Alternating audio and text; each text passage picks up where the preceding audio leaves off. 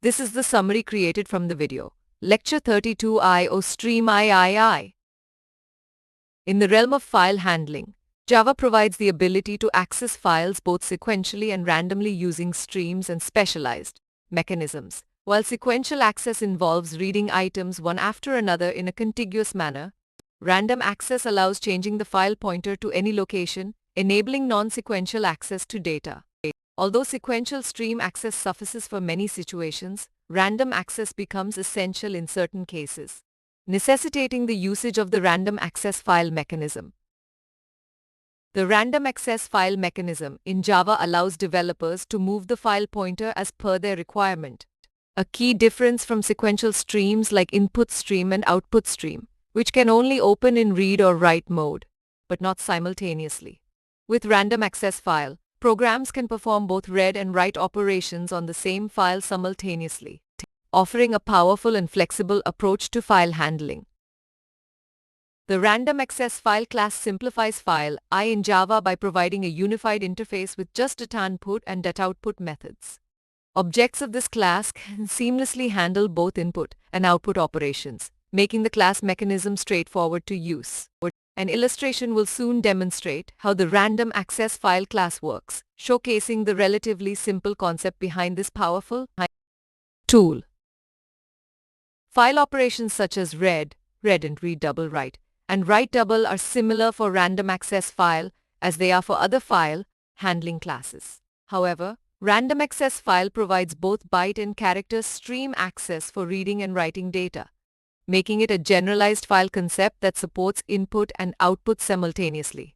While other stream classes may offer better speed and input mechanisms for certain scenarios, the program demonstrates the creation of a random access file object and writing data of various types, including characters, integers, and doubles, to it.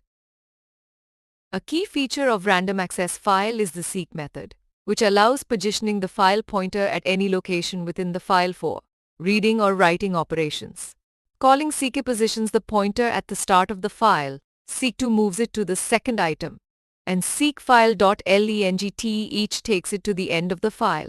Once positioned, methods like readInt and readShare can read integer and character values respectively from the current pointer position, while write boolean false writes a boolean value false at that location. It's crucial to use the appropriate read or write method matching the data type. Otherwise, an exception may be thrown. Random access file objects can also be treated as byte streams, offering functionality similar to other byte and character stream classes.